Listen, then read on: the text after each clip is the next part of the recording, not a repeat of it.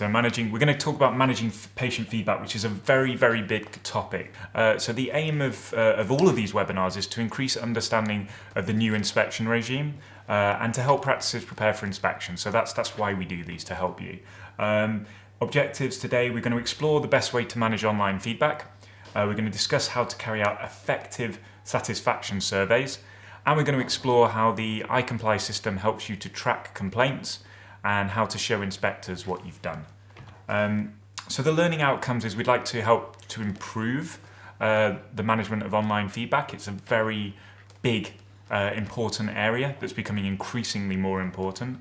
We'd like to improve the quality of patient satisfaction surveys. I'll touch on the reasons why, but I'd say myself and my team, we very rarely will audit a practice and see a satisfaction survey that would pass a CQC inspection or would be acceptable, I'd say, to a CQC or an HIW inspector. And to be able to demonstrate to an inspector how your practice is meeting standards using our folders and the compliance report. So I'll talk a bit about the compliance report in iComply, and I'll talk about management of the complaints folder. Can't go into too much depth on that though, because obviously there's quite a lot of information. Just to update you on the research that we've been doing, there's been 704 inspection reports published now since the inspection regime came into force last April. 19% of practices inspected are in breach of at least one standard. So 1 in 5 practices are failing the inspection. So that's stayed pretty static for the last 12 months. It started at 20%, went down to 18%, and now it's gone back up to 19% as a total. 67% of practices have been told that they could and they should make improvements. So they didn't fail, but they found things that they weren't too happy with. And some of those are probably borderline fails. And most of the practices that are in breach, most of the practices that failed their inspection, either failed on safe, well-led, both, or those were included in the key lines of inquiry they failed with 86% of those that failed had problems with being well-led. And the main issue with being well-led is having a functioning operating governance system. So having a system that makes sure that you get everything done in the right time frames, that you create follow-up actions, that you can produce evidence to show this. And this is where most practices are failing, I would say, from the research, is that they just don't have that system, which fortunately enough, if you have iComply, that will prompt you and help you to do these things. So topics included and excluded, it's just because I was talking about patient feedback, obviously it's a very broad topic. So today we're going to talk about how to carry out effective surveys. We'll talk about managing online feedback, and we'll touch on patient complaint handling. Obviously patient complaint handling is very, very broad, but we'll do a more detailed webinar on it a bit later. So I'll touch on that today, but I'm going to talk more about surveys and feedback. The friends and family test I'm not going to discuss today, apart from just to mention that in general, I hear a lot of people saying that they think the friends and family test is a bit of a waste of time. The friends and family test is, in marketing terms, it's what they call the Net Promoter Score, which is one of the most powerful marketing tools you can have, which is to ask someone, on a scale of 1 to 10, would you recommend us to a friend? And if not, why not? So if you are an NHS practice and you are doing it, I'd make the most out of it. But I'll touch on that more perhaps in a different webinar. But I'd really try and get those results, analyse them, look at why people wouldn't recommend you, and then try and make those changes if you can. And comments and suggestions boxes, I'm not going to discuss those today, apart from really to say that you ideally will have them in your waiting room with pens and paper, so patients don't have to ask for pens and paper to make a comment, and a sign telling them that the comments and suggestions box is there. So the regulations, I'm not going to go into detail on the regulations about complaints and feedback, but these are the regulations that are covered. You can see them on the screen, but I thought I'd just put them there in case people are interested. But the point is more that it's covered by multiple regulations, and these regulations being fundamental standards, those top 3, which are fundamental standards, mean they are law, so that they are things that you must do as a dental practice. So what's the detail of those regulations? Just to look at them a little bit, If we look at that first one, it's one of the fundamental standards says that the provider must seek and act on feedback from relevant persons. So you have to seek it. It's got to be an active process. You can't wait for this feedback to come to you. So this is why we do surveys, where we have comments and suggestions boxes. And we need to we need to act on that feedback. If we look at the second point, then we've got to have processes in place to do that. And we've got to be able to provide evidence of how we take these views into account in any related decisions. So we need to be able to show how any feedback has then led to meetings, has then led to meetings, and then potentially led to changes in the practice, and a paper trail, an audit trail to be able to demonstrate this. You must have a complaint system in place which is publicised. So you need to have it on your wall. It needs to be accessible. So that needs to be in your waiting room and not in the corridor, hidden around the corner where the patient can't see it, or shrunk down to about A8 size or even smaller, which I've seen in some practices. And it needs to be publicised, it needs to be accessible, it needs to be understood by people. So your team members need to be able to understand it. So good thing is to obviously, once you train people, but is to spot test and to ask your reception team, what would you do if a patient had this complaint? What's the process? Do you know it? If the manager was off, would they know what to do? And then the bottom point is quite an important one, is that it's actually one of the regulations that you need to be able to provide within 28 days a summary of and responses to any complaints and any other relevant information. And there are fines associated if you can't give that information to the CQC. Now, I've never known them to ask for it specifically, but if they did ask for it, would you be confident that you could provide them with it? Which is why you need to keep a really good complaints folder, which we'll discuss later, which shows a very clear story for every complaint. What happened, what you did, what the follow-up was there any shared learning in the practice? And so you want to have a very, very good complaints folder. So, breaching standards. I'm only going to touch on this a little bit, but they do comment on this in CQC inspection reports. If you'd like more information on this, you can go on YouTube and look at our past webinars, look at the responsive webinar, and I think there's some on the well-led webinar as well. But you can see on the top one there, a file placed in the waiting room contained the results of a patient survey, but it didn't contain any detail about the overall findings. So they'd done the survey, and they had they'd done the survey, and they thought, fantastic, we've done the survey. But they didn't follow the spirit of the survey, which is obviously to summarise the results, analyse the results, look for trends, make changes, and inform the patients of the changes that have been made. I've used this example probably in many webinars and when we speak at our seminars, but one practice I know did a patient satisfaction survey, and they found out that their patients were really tired of watching National Geographic videos of lions killing gazelles. And they were just saying, can we have Radio 4, please? So they got rid of the television, they put a radio in, put it on Radio 4, and put a poster up to tell the patients that they'd done it. And obviously they had a summary report, and they had meeting minutes to show this. And that bottom one there, to do with acknowledging complaints, they've found that systems aren't in place, and systems don't work, or people aren't following the right complaints timeframes. We have a document G110C, which is our complaints procedure, which has all the relevant timeframes for the different regions. And we're just about to release G110CW, which is a complaints procedure for Wales, which is specific for the Welsh putting things right document, and it's going to have a Welsh translation with it as well. So that's going to be released probably next week, I think. So, strategies for effective surveys. So, there's in my experience, in our experience, there's sort of three strategies for effective surveys. But the main point is that the survey's got to be statistically representative, and what I mean by that is it needs to be a decent chunk, a decent subsection of your patients. So, if you're a two-chair practice and you're seeing, say, 8 patients a day, 16 patients a day.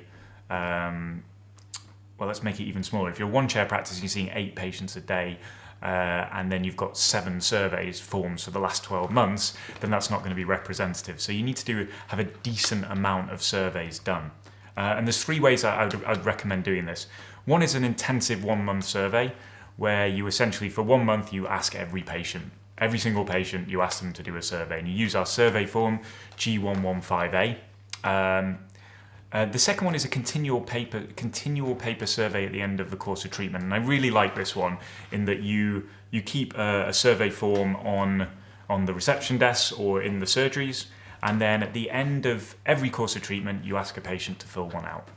And a little tip on this one is that sometimes you'll find people are resistant to ask, and your reception teams might need training on the way to ask these questions. And I can almost guarantee if you're hearing that the patients don't want to fill them out, then they're probably not being asked in the right way. So it's just a little bit of training on how to ask the patients to fill the forms out, especially at the end of a course of treatment. But you do this continual paper survey constantly at the end of every course of treatment, and then once a month or once a quarter, it's up to you to decide. You get the results together, you analyse them, you come up with a report, you hold a meeting, and you make any changes you need to. And the last one is quite a modern one, an online survey in an email signature. So you set up something like a SurveyMonkey, which is an online tool, and if you're a very modern practice that does a lot of communication with your patients by email, then you just put a permanent link in your email signature, and then every time a patient is emailed, they can fill out the survey if they want to. And I've known that to be very effective for some practices.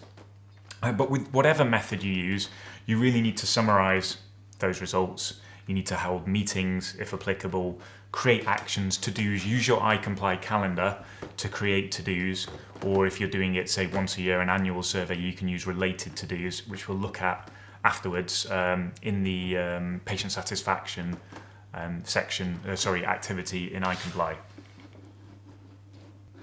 Right, so we're talking about the importance of online feedback. So online feedback is becoming very, very important. And it's very important for 3 reasons, I would say. The first reason is local SEO, so search engine optimization. The way Google ranks you online, if you do a Google search, if someone searched for local dentist or dentist in the area, the way that Google ranks you is affected by the number of reviews online about you. And it's not just Google reviews. It used to be just Google reviews, but now it aggregates, it collects all the reviews together from certain sites. For example, I'm just going to get up the sheet that was given to me by our SEO expert. For example, Google, Yelp, Yell, and I don't think it uses NHS choices, but I would imagine it might do at some point. So with local SEO, I've just got a few tips that we've got from an expert who advises us, and he says you should check your online reviews by doing a Google search for your practice. You should find where they come up, and you should actually go to any of those directories and you need to claim those reviews. You need to verify your addresses, make sure it's got the correct address, so everything's showing the same address and exactly the same address. So any deviations, changes in address, slight changes could almost make Google think you're 2 businesses. So you want to make sure the addresses are right, claim your reviews, or claim your business on these online sites, and then you want to manage your online feedback. And we'll talk about how to do that in a minute, but you want to manage it, you want to respond to everything, every comment, whether positive or negative. And I was discussing this with Sam, one of our team members, before, and it's really surprising when you go onto NHS Choices how few practices are managing their online feedback well. But I'll talk about why that's really important in a second. Reputation's really important. I think it was Warren Buffett who said it takes 20 years to build a great reputation and 5 minutes to ruin it. All you need is a couple of bad reviews online which you've not responded to that could really drag your reputation down after building your practice for years and years and years, and the patient could be completely wrong. I mean, just look at TripAdvisor. I'm sure, how many people here have you looked on TripAdvisor before booking a holiday? I have. Raise a hand. Say if you have. Loads of people, all the time. Exactly. It's becoming commonplace. And it hasn't happened in dentistry yet. We have NHS choices, but I think it's going to happen at some point. So the sooner that we can get on top of this and manage it, the better it is for our practice. And also, the third point there is regulators' intelligent monitoring. So the regulators, I know this from talking to the CQC, from talking to HIW inspectors, and the CQC publish it, they say this, before they walk into your practice, they will go online and can spend up to a month beforehand researching practices in an area. So they will be looking at your online reviews before they walk through your front door. And they will be looking to see what people are saying about you and if the same themes are coming up and how you're responding to these. And it's also part of their strategy in that they've actually this document's I think it might have just finished consultation, but in their strategy for 2016 to 2021, they've said they want to improve, they want to become intelligence driven, and they want to use data and information to underpin their decision making. And part of that data is going out and looking and seeing what's on websites, what people are saying about you. And obviously if patients are consistently complaining about a practice or practices are consistently not responding, then it could potentially, I would imagine, trigger an inspection. And I think they want to inspect less and they want to be more intelligence driven, inspect less, and potentially move towards self-assessment. So they'll be using these, if they're moving towards self-assessment, that's potential self-assessment, then I'd imagine that they'd want to look online more and see what information's out there about you. So we've come up with these 5 rules of online feedback, which I think are really important. The first one, obviously, I just said before, but respond to all online feedback, both positive and negative. So if someone said something good, then obviously thank them for their feedback. If they've said something negative, then you should follow the next sort of 4 steps. Not necessarily in this order, but explain that you take complaints seriously, thank them for their feedback, but you never answer the complaint directly or mention confidential details. Express that you're sorry that the patient felt their expectations were not met, or that felt that they had a bad experience, or even that they had a bad experience. It's not admitting liability to say, I'm sorry you had a bad experience, because they think they had a bad experience. So that's not admitting liability. And then invite them to use proper complaint channels. Because a patient might go on there and say something but has never actually complained to you, which I think is quite common. Use the opportunity to discuss positive aspects of the practice, especially if it's related to the complaint in itself, but to mention something positive about the practice. And we'll see an example of that in a minute, what I mean by that. And the last one is report internally. So in the iComply system, you have a folder for complaints, problems and significant events, and you have a form called G110A, which is your event record, which you can use to log any of these bad reviews and what you've done about them, and you can share learning, meetings, actions, and perform significant event analysis if you feel that it warrants event analysis as well. So what would be a good response? I think these are pretty good responses. So we look at the top one there. Thank you for bringing this matter to our attention. So they've thanked them. It's much appreciated. We deeply regret, so they're apologising that you encountered such an unhappy experience at the practice. They've said that patient feedback is of great value to them, and they've said something positive. It's used for staff training and for future recruitment. Your comments will be fed back to the relevant people, so we'll improve because of your complaint. And if you wish to discuss these matters, the practice manager is aware of your concerns and will be more than happy to spend time with you. So it's not textbook answer, but this is a real answer that I've taken from NHS Choices, and I think it's a pretty good response. It covers most of those points. And I won't go through the bottom one as well, but if you want to have a read of it, you can see it's very similar response, asking them for them to, they've said, the practice regularly carries out team training and customer service skills. And they've said then, please write us a letter and we will very happily deal with this to try and make sure that your experience is better in the future. So these are examples of good responses, almost a textbook response that you would expect to see on, say, NHS Choices or Yell to a complaint. Let's look at what not to do. So this is taken from an actual someone wrote a very long complaint on NHS Choices, very detailed complaint, and this was the practice's response. And I just wanted to pick on a few points of it to point out what not to do. So you can see at the top there, they said, "I'm sorry, your experience is not what you expected." Okay, that's not too bad. It's always difficult when a patient has severely compromised dental health. I think personally, I think that's a bit terrible. It's saying to the patient, it's your fault, your teeth aren't in a good condition, and it really should be kept out of that complaint. The second point there, I cannot explain why you haven't had this in the past. It seems a bit unnecessary. This again, the third paragraph there, the dentist explained to you that your gums weren't healthy and there's signs of chronic periodontal disease.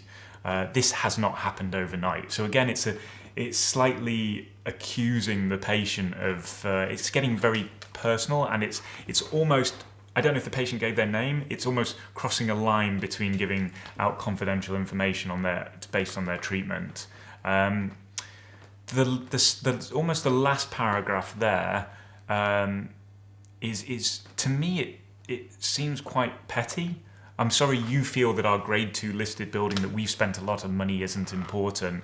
It just doesn't seem like there's any positivity in that answer, or that it's a necessary statement at all. And then at the bottom it's actually saying outright that their waiting room isn't fit for purpose. And obviously that's something the CQC look at when they come. They come to see, do you have a suitable practice? Is your practice suitable for your waiting room suitable for the number of chairs you have? So we can see throughout this particular example, they've not directed them to use complaint channels, and it's got a bit personal. The dentist took it personally, or the principal took it personally, which, you know, when people reply in that manner on TripAdvisor, it becomes headline news. So be very careful of what you write. Right, so how not to respond. So managing complaints. I said I'd touch on managing complaints without going into too much detail, because there's a lot on it. The first thing I'd say is we have a document in the system that was updated very recently called Complaints, Problems and Significant Events, G110. And that is a really good, quick guide to best practice for managing complaints in a dental practice, including significant event analysis, when things need to be reported as serious incidents or safety incidents. So it's a very good guide, and it includes how to do significant event analysis. Now, G110C I mentioned earlier, we have a complaints procedure.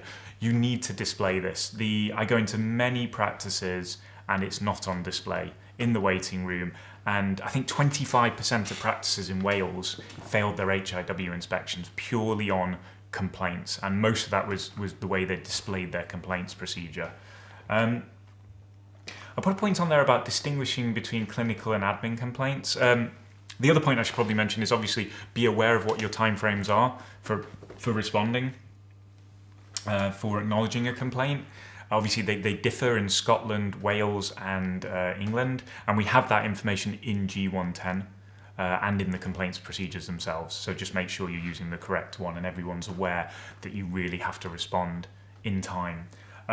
Distinguish between your clinical and your admin complaints. So if a patient complaint comes in, quite often they can be quite long-winded, and they're explaining a lot about their journey, and try and sort of break it down structurally, look at it and figure out what the complaint actually is, and are there admin aspects which need to be treated separately to clinical aspects where it may need to go to the clinician, and the clinician may or may not need to go to their dental protection depending on the complaint. Probably should mention there as well that a lot of complaints are, I guess, won and lost, as it were, on your clinical record keeping as well. So the better your clinical records are, then obviously if you did want to challenge a complaint, then or say that it was incorrect, then obviously the records are going to help back you up on that. The most important point I wanted to make here, because I think complaints should be a whole webinar in itself, but is to have that folder, that complaints folder with an index, which we have in the system, and then an event record for each complaint. So every time you get a complaint, you get a new plastic sleeve, you put it in the folder, you fill out a G110A, the event record, and then everything to do with that complaint will go in that plastic folder in the file behind the complaint. So if you have any letters from dental protection, if you have your response letters to the patients, what was done, a summary of that, everything from the moment the complaint came to you to the point where the complaint was resolved in one thing there. And that means if the CQC asks you, and you have to provide within 28 days for that information, or if anybody comes into your practice, say if one of my team comes to do a health check, or if you're auditing your own practice, or if the principal wants to look at the complaints, or if a CQC inspector wants to see them when they're there, it's just very easy to open the folder. There's a summary of all the complaints, turn the sheet, there's the first complaint, you take it out, and there is a cover sheet for it with all the information behind it. And I'd say in my experience, I don't see many practices who are actually doing that. So it would be my top tip for today is to tidy up that complaints folder, have that complaints folder. In iComply, in cycle 1, month 1, so month 1 of your calendar, inside this administration step here, there is a step here called patient satisfaction. So just click on there to go inside patient satisfaction. Now, this gives you a bit of an overview and a policy and documents that you can use. And to carry out your survey, now you can either do one of two things. You can either, if you're going to use our survey form, the two best strategies, as we mentioned earlier, is to either carry out your survey monthly, do an intense month once a year. So try and get as many as you can for every single dentist in the practice for 1 month, and that's done for that year. Or you could just carry out surveys constantly. Now in iComply, this is where you'd get the documents from. So inside this step, if I scroll down here, I've got this button here called Related Templates. So for those of you with the application, I know you're aware of this already, but if I click on Related Templates, then inside here I've got all the documents I need to do with patient satisfaction. So I have a patient satisfaction policy, which I'd need to modify to my practice and put on file in our folder 7, which is the staff handbook. We've got a survey report, so you can collate your results in an Excel spreadsheet. We have a new patient survey, if you do want to survey your new patients as well. We have the overall guidance document on patient satisfaction, which you can read about the best way to carry out the survey and general information on patient satisfaction. And then we also have the document here to actually do the survey, which is the patient satisfaction survey, which is on version 5. We just updated this very recently. So if I click on the patient satisfaction survey here, you'll see that I can download it. So this is what the Word document looks like, the patient satisfaction survey that we just updated. So we added dentist names, so you can actually spot trends for particular dentists. So if one dentist is, say, consistently running late and their patients are all complaining about it, you have that specific feedback that you could give to that dentist. Or, that they knew, or to tie in to make sure that people are aware of the price of their course of treatment before they start. But as I said, this is a template. You can use it how you like, and you can give that information and you can edit this, and we've included a Net Promoter Score there on the back as well, which is similar to the Friends and Family test. So edit the survey, make it your own. You don't have to use it word by word what we said. And going back to Chrome, which hopefully everyone can see now. Once we've done this, we've done the survey, we've checked our results, and what we've discovered is that the patients wanted us to change to get rid of National Geographic and to put a radio in place. So we need to complete the activity in iComply. So if we go down to here, we'd have to say what we did in iComply because we're completing the activity. So did we have to download a template? Yes, we did. Did we adapt it to our practice? Well, yes, we did. And any actions arising from this activity have been completed or have been scheduled to be carried out. Well, what we're actually going to do is we're going to schedule them after. So I'm going to click that for now because I know I'm going to schedule it straight after. So the notes I'm going to leave for my inspector to look at, this goes onto my compliance report, which is the report you're going to show the inspector when they turn up, is I'm going to say carried out survey, compiled report, I'm going to say I did an ad hoc meeting for this one. I mean, you may want to feed it back in your practice meeting. So I'm going to say held ad hoc meeting with management team to discuss results. Alex to buy radio. So I'm going to say where the evidence is, and I put it into the complaints, the patient satisfaction folder. I can't remember the folder number off the top of my head. I would look it up, but obviously we're a bit short of time. But the patient satisfaction folder. And then I'm going to mark that as complete. So that's now done. That activity is completed. Now, we've got a follow-up action to create. And what I'd strongly recommend with any follow-up actions from now on is if you've completed an activity and that activity is completed and you've got some follow-up actions you'd like to schedule, I'd recommend using related to-dos.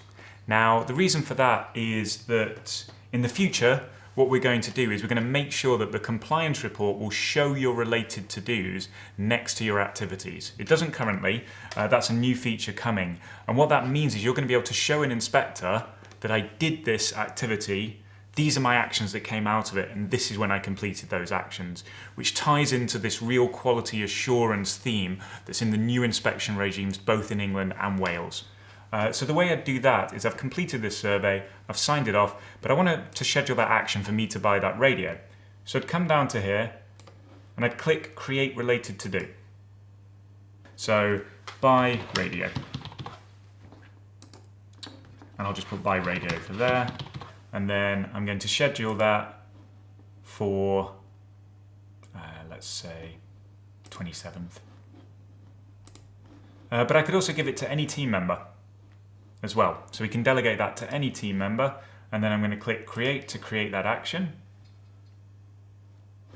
The new to-do has been created. And there it is on the calendar.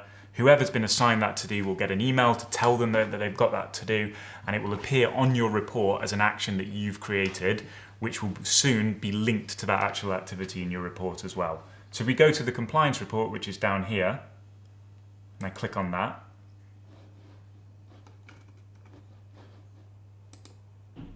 I click on inspection prompts. So as you can see, the notes that we will have written will have appeared next to the activities in similar fashion to how these have appeared here. Those notes that I've just written with the folder where it's filed. And if we go down to the to-dos, then it will appear in the to-dos in this section down here with the completion date or the plan date. Now, as a final tip for what I want to show you with iComply, at any one time you may want to know as a principal or a team member what your team are up to. Now what you can do is you can click on Manage Team Members here, and you can click on any team member from any of your practices. Remember, iComply can take 1 to 100 practices, and you can just come into here and you can click on Activities. Now if I click on Activities for, say, Cliff here, Cliff Trailer, as a principal, I can see what Cliff has got overdue, what Cliff has got due this week, what Cliff has got due this entire year, what he's completed, what to-dos he's got outstanding, for example that new one we just put on there for him to buy the radio, and what to-dos he's completed. So that's my tip for today with iComply.